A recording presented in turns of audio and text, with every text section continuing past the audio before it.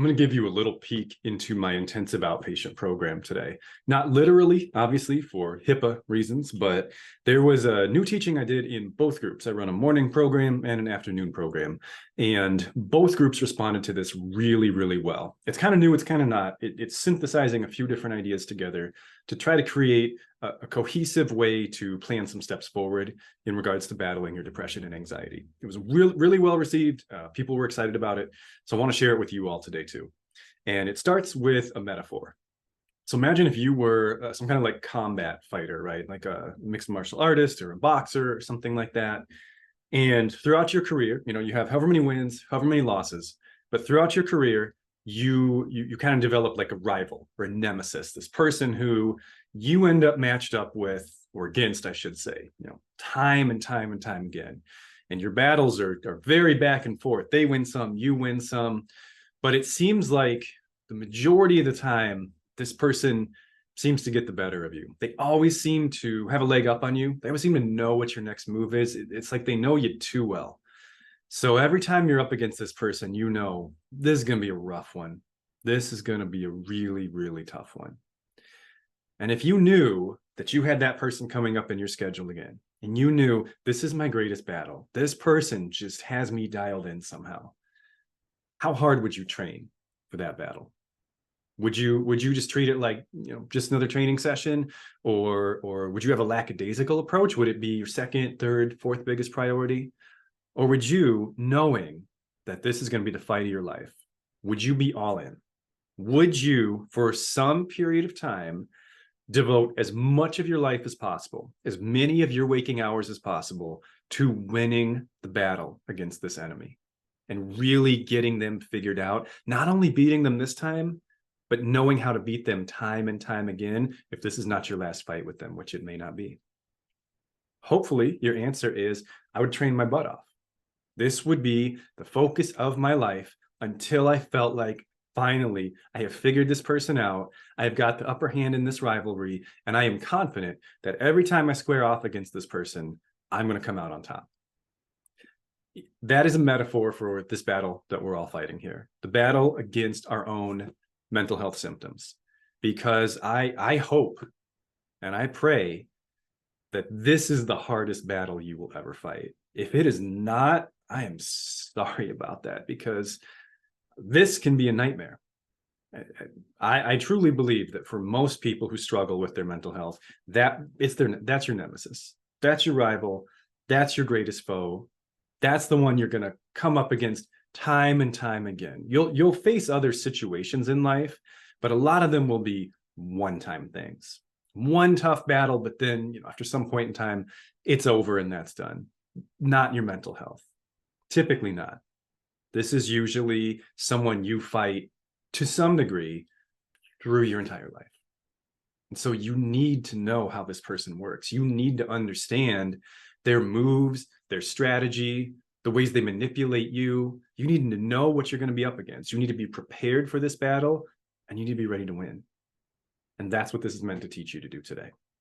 So as a starting point, what I've got people in my programs, is I'm having them do these daily time trackers. So it's a 24-hour tracker, and I'm only having them do it once for now, because it's a lot. It is a lot of work. I'm going to own that right up front. This is an intense intervention. This one's going to take a lot out of you, but I think it's worth it. So we've got their entire day not mapped out, they're blank spots, but a 24-hour cycle, midnight to midnight, in 15-minute increments. So a lot of detail here. So 4 slots per hour, right? And what I'm asking them to do is, for each of those 15-minute increments, record the primary activity that they engaged in during that time. What did they spend most of that 15 minutes doing? And then the third column, so it's what time it was, what they did. And then the third column is just a simple yes or no, and it's a little bit subjective. Do you think this was the right move for you? Do you think this was the best thing that you could have been doing from the perspective of your mental health? And so if a person fills this out completely in a day, what they would end up with is a percentage. What percentage of my day was focused on my mental health? Now, I want people to be realistic with this. If you have a job, for example, and you need that paycheck to survive and pay your rent, then when you're at work, yes, you are doing the best thing you can do for your mental health at that time, because if you were not employed, you'd have a series of other stressors that you aren't currently dealing with. Obviously, things like sleep are going to be on there, right? Hopefully, roughly a third of this 24-hour period of time, ideally about a third exactly, should be sleep. And if you're sleeping when you're supposed to be asleep, then every single one of those is going to be a yes. So if your sleep, this does an excellent job of showing why sleep is so important, right? Because if your sleep hygiene is on point, if you're getting about 8 hours of high quality sleep a night at around the same time every day, you are already at 33%. Like, really think about that. A third of your day is optimized for your mental health if you're sleeping right. So you're already a third of the way to perfection. Now, I don't actually want you to be a perfectionist about this. This is a disclaimer I gave them too. I don't want this to trigger any like rigidity or obsessions or perfectionism. I don't know that it's a realistic goal to be at 100%. I am probably not at 100% most days. And honestly, if you tried to get to 100% every day, that might actually create more anxiety. So it's not necessarily that we want to get to 100%. But what I do want people to be thinking about, and I'll share some of the answers I got to this question in group, is what percentage do you feel like you would have to be at for it to be unreasonable that you do not start to get better? Because we know, like, there's not one exact answer, right? But very broadly speaking, when it comes to depression and anxiety, we know what works. Now, it's a configuration of different interventions and lifestyle modifications and stress management techniques. It's a mix of a bunch of things, right? There's no one thing, and the exact mix of things is going to be different from one person to the next. But we are at the point with psychology, with our research into mental health, this stuff is not a mystery anymore. This isn't 100 years ago, back in the days of Freud, where we just have to ramble about our families and hope we stumble across some repressed memory or something like that. That's over for the most part. There are some people who still do that, but for the most part, we're done with that. We pretty much know what a person can and should be doing to really make some progress on this stuff. And this is demonstrated through huge, studies and meta-analyses, studies of studies, like really, really good consistency. These things work for most people. And if this thing doesn't work for you, this other thing, something will, some configuration of things will. So based on all that, it stands to reason that there is a number, there is a percentage, there's a certain amount of your day that if you're doing the things that are best for you, from the perspective of your mental health, if you cross some certain threshold with that percentage, you should start to get better. It would be unreasonable to say, pick a ridiculous number to start with, right? Let's 100%. If every second of every day is dedicated to applying mental health interventions, there is a 0% chance that you don't get better, right? Now, again, we're not aiming for 100% because that's unrealistic, but I don't even think a person needs to be at 100%. I asked, now keep in mind, the intensive outpatient programs I run, these are for people with severe mood and anxiety disorders. Okay, these aren't people dealing with mild stuff. These are people who are really deep in it, and most of them have been really deep in it for a long time. Okay, often these are people who have a history of multiple psychiatric hospitalizations, sometimes in the double digits. Sometimes these are people who have been in and out of intensive treatments for 15, 20, 30 years even. So this isn't easy stuff we're dealing with, okay? These aren't people with, I hate to say this because it sounds judgmental, but these aren't people with small problems, okay? I asked both groups to name what they felt like their threshold was. In other words, where do you start really feeling it? When your day is dialed in this much for your mental health. There was some variability. Most people said around 50 or 60%. Some people said 40, a couple people said 70. No one said below 40, no one said above 70. And so it stands to reason that if you can get probably about half your day, and remember, you're at 33% just with sleep, so this isn't that hard. If you can get half your day optimized for your mental health, you should get better. And that, I don't know if that sounds like a lot or not, because I don't know who's listening to this and where you're coming from. But realistically speaking, that's not that hard. It's not. It is very, very doable. And I am going to spend the rest of this episode breaking down for you how I think a person could accomplish that. I want to tell you a little story first. There was The podcast I listened to about this person is a little bit out of date, so I don't know what he's up to today.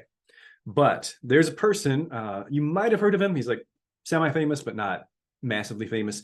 Dave Brailsford is his name. He is or was, I'm not sure, the coach of the United Kingdom Olympic cycling team. He took over that team in 2003, and the team was formed in 1908. From 1908 to 2003, this team won 1 gold medal. It's 1 gold in almost 100 years. And I think there's something like 13 cycling events, maybe team cycling events. So like 1 in 100 years, especially for a country like the UK, which is, you know, a very populated country. That's, no offense, guys, that's pretty bad. So essentially he inherited one of the worst teams, like pretty close to bottom of the barrel team. So starting from a low point.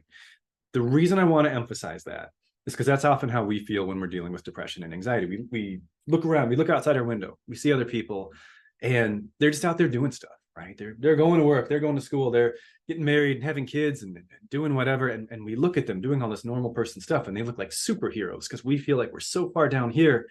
It's like, how could I ever reach that level? How could I ever possibly get there? So in order for any model, you know, any idea, any strategic approach to be applicable to us, it has to work if you're starting from the bottom, right? A model that says, take something average and make it great, that doesn't apply to us because we don't feel like we're starting from an average point. We feel like we're starting from a low point. So any model that's going to be applicable to us needs to be one that starts from a low point, and this one does. So I want to make sure you don't miss that. In 2008, the men's UK cycling team, taken over by Dave Brailsford, that had won 1 gold medal in 100 years, won 7. So 100 years, 1 gold medal. 5 years later, 7. 700% increase in 5 years. That's insane, right? And so whatever he did is obviously something that can take you from a very low place to a very high place.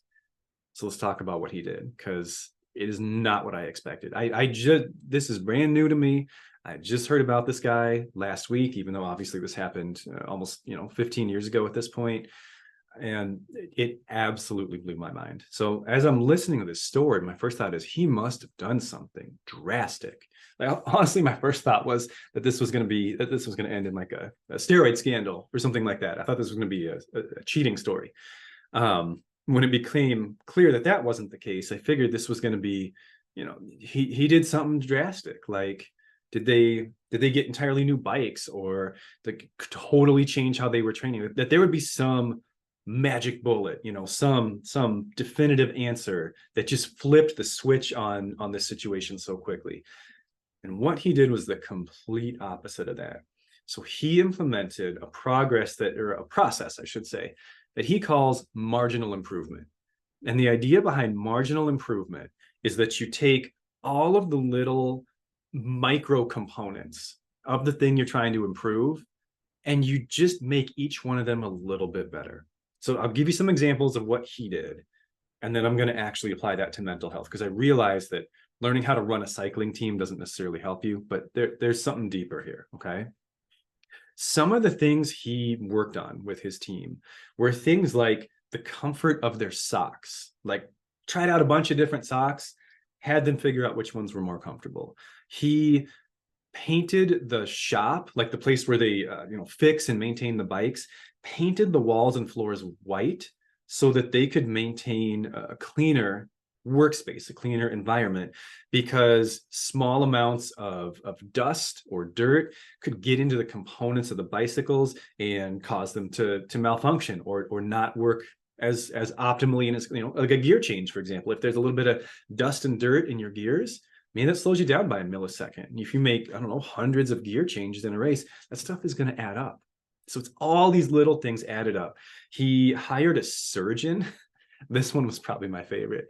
Hired a surgeon to show them, the team, proper hand washing techniques to make sure that their hands were like sterile, like as if they were preparing to go operate on someone in the OR.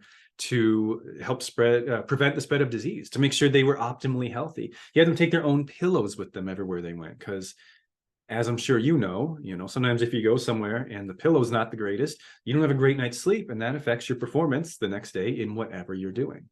So there were hundreds. Those are just a few examples, hundreds of things like that. And that's it. That was his whole thing. Break it down, look at all the little details, and just make everything a little bit better. There was no one big thing. That was what took the men's UK cycling team from one of the worst to the best, at least for a period of time. So if that works in that context, I see no reason why that shouldn't work in a mental health context as well, because really that's a model for everything in life.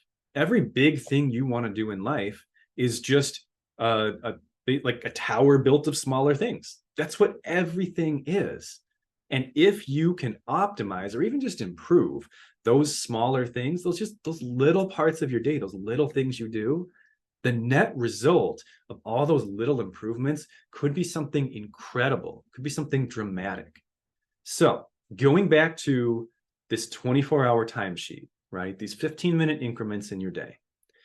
If a person starts, let's say at 30%, so 30% of your day is doing something that's best for your mental health. And that's a pretty low starting point, okay? So in a 24-hour day, a 15-minute block is almost exactly 1%. Technically, it's 1.0 something. Just to make everybody's life easier, we're going to call it 1%, okay? So let's say that you were starting at 30%, and you feel like you want to get to, at least for the time being, 50%, which is almost doubled. So that is in some ways kind of a lofty goal, right? That's a big enough jump. Going from 30 to 50%, it should make a dent in your symptoms. It should make a difference in how you feel. If every 15-minute increment is 1%, that means you only actually need to change 20 of them to bridge that gap from 30 to 50. 20 15-minute increments is 5 hours. Might seem like a lot, change 5 hours of your day, but remember, you can do this gradually over time. This is where I think people get tripped up a lot. They try to do things quickly because they're struggling, because they're suffering, because they're sick of feeling this way, and they're looking for that one big thing, the thing that's going to change everything overnight, the thing that's going to make a huge impact quickly. The problem with that is that thing usually isn't real. That thing usually isn't sustainable. So think about it this way. If every month of your life, you changed one 15-minute block of your day from a no to a yes, one 15-minute block per month, that isn't really that hard, right? You would reach that threshold. You would go from 30% to 50% in just under 2 years. Just over a year and a half, actually, it'd be 20 months, right? Assuming that every block you switch from a no to a yes, you got to keep doing that. And then the next month you flip another one. So it does create a lot of incremental change. I'm not saying it's an easy thing to do, but it's probably easier than you think. If you record, like I really want people to try this. It's a powerful tool. Start by just recording what you're already doing. In 15-minute blocks, just write down, what did I do today? And look at the parts of your day that you don't feel super fantastic about. Look at the things you did that you know, I had way better options there, and it wouldn't have been that hard to implement one. And then just pick one block, right? Maybe it's the 15 minutes after you get home from work or school. Maybe that's a time where before you shift into like scrolling or Netflix or whatever, maybe you just take 15 minutes to do a brief relaxation activity, or meditate, or use a spiritual tool, or connect with someone. Just 15 minutes, one little block of your day. And if you can make a change like that every month and keep it going, you could be a dramatically different person 2 years from now than you are today. You could be a significantly less depressed and less anxious person than you are today. I know so many people who I've heard over and over and over again say, I would do anything to stop feeling this way. I would do anything to get out of this. And sometimes people even think about ending their own lives to get out of this. So if you're in that desperate place, like I would do anything, well, got an idea for you. It's not easy, but it's an idea. And I think it actually has an extremely high likelihood of working if you can stick with it. So I hope you think about giving this a try today. If you do try it, even if it doesn't go well, people who know me will tell you, you can tell me if I'm wrong. I'll listen to you. I will. If you tell me I'm wrong, if you tell me I sincerely tried your idea and it did not work, you were wrong, sir. You know what I'll do? I'll go back to the drawing board. I'll make something else and I'll give it to you. So if you try this, let me know how it goes, good or bad. I want to hear it all, but I hope it's good. And honestly, I'd be real surprised if it wasn't, because although I didn't adopt this exact strategy, I didn't have this formula, but when I look back on how I went from where I've been to where I'm at now, this is basically what I did. It was incremental improvements, one little thing here and there, and then sustain it over a long period of time. And that's how I got from being so depressed and anxious that I was non-functional and disabled to having a doctorate degree, a wife, a family, a beautiful home, and generally speaking, a life that I'm happy with. I think you can have those things too, or whatever your version of those things happens to be. Let me know how it goes. Take care.